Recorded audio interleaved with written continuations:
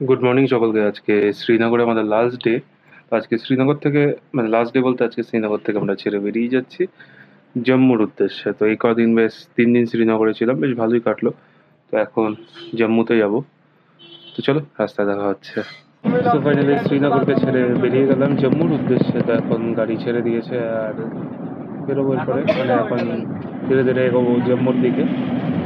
তো চলো রাস্তায় দেখাচ্ছি যদি কিছু ভালো দীপা দেখে আসি। চলো মা। তো রাস্তায় যেতে যেতে এখন একটা ব্যাট কারখানায় এলাম, তো ব্যাট দেখার জন্য। তো চলো দেখি।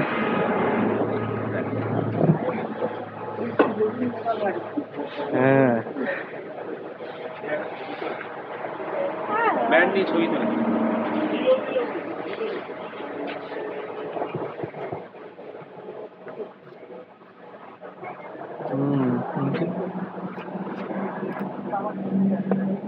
ভেঙে গেছে, ভেঙে গেছে, ভেঙে গেছে। তো এখানে তৈরি অ্যাকচুয়ালি উইলোর যে কাঠ রয়েছে, সেই উইলো কাঠের যে ব্যাট তৈরি হয় এখান থেকে তৈরি হয়। পুরো দেখতে পাচ্ছ এখানে থাক থাক করে কাঠ রাখা রয়েছে একদম পুরো।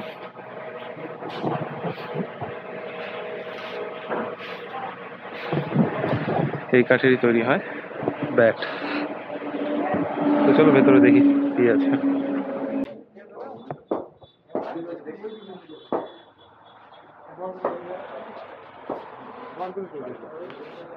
ব্যাটের ফ্যাক্টরি তো তোমরা দেখলে, কিন্তু এই আশেপাশে আরও প্রচুর ব্যাটের ফ্যাক্টরি রয়েছে। এদিকে যে এরিয়াগুলো দেখালাম এদিকে পুরো ব্যাট, প্রচুর ব্যাট পাওয়া যায় আর অনেকটা রিজনেবল প্রাইসে রয়েছে। তো তোমরা চাইলে এখান থেকে ব্যাট নিতেও পারো।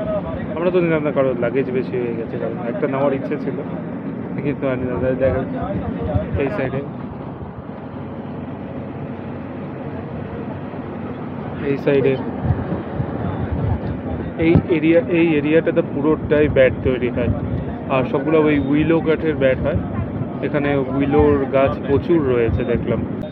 তো এদিক দিয়ে পুলওয়ামার রাস্তা, মানে পুলওয়ামার রাস্তা এই সাইডটাতে ছিল, পেছনে চলে গেল। তো ওখান থেকে পুলওয়ামা অল্প কিলোমিটার, মেবি 5-6 কিলোমিটার দেখলাম। তো পুলওয়ামার কথা তো তোমাদের সবার মনেই আছে, 14 ফেব্রুয়ারিতে ব্ল্যাক ডে। তো চলতে চলতে রাস্তায় দাঁড়ালাম একটুখানি টি ব্রেকের জন্য, টি অ্যান্ড ওয়াশরুম ব্রেক। ওরা ভেতরে গেল, আমি পেট্রোল পাম্পে এর আগে যখন দাঁড়িয়েছিল তখন পেট্রোল পাম্পেই করে এসেছি। তো আর জানি না, ওরা করে নিক। দীপা গেল, মা গিয়েছে, দীপা দাঁড়িয়ে আছে বাইরে। তো চাটা কিছু একটা খেয়ে নেবো, খেয়ে নেবো, একটু ঘুম ঘুমও পাচ্ছে। তো জম্মু এখান থেকে আর 221 কিলোমিটার দেখলাম। আজকে সারাটা টাইমই লেগে যাবে। আরও রাস্তায় যদি জ্যাম থাকে তার মধ্যে তো অবস্থা আরও খারাপ হয়ে যাবে। কত কিলোমিটার বলো তো? 221 কিলোমিটার, অনেকটা রাস্তা। হ্যাঁ, লেট হয়ে গেল বেরোতে বেরোতে। সকাল তো আমরা তো রেডি হয়েছিলাম, এই ড্রাইভার লেট করলাম, টিফিন দিতে লেট করলাম। এটা তো ইয়ে তোমার হচ্ছে ট্রায়াল দিতে পেরো।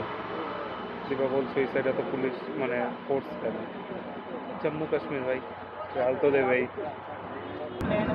তো তোমাদেরকে একটা রাস্তা দেখাই, রাস্তাটা দেখানোর পর আমি তোমাকে বলছি ব্যাপারটা। রাস্তাটা দেখলে বড় তো রাস্তার মাঝখানে ডিভাইডার কেন নেই বলতে পারবে? যদি জানো তো কমেন্ট করে দিও, আর না জানো আমি বলে দিচ্ছি। অ্যাকচুয়ালি যেহেতু এখানে তো বর্ডার এরিয়া, তো রাস্তার মাঝখানে ডিভাইডার নেই এই কারণেই, কারণ এখানে হচ্ছে ফাইটার জেট বা প্লেন নামানোর জন্য এই রোডটাকে ইউজ করা হয়। দ্যাটস ওয়াই এখানে কোনো ডিভাইডার নেই।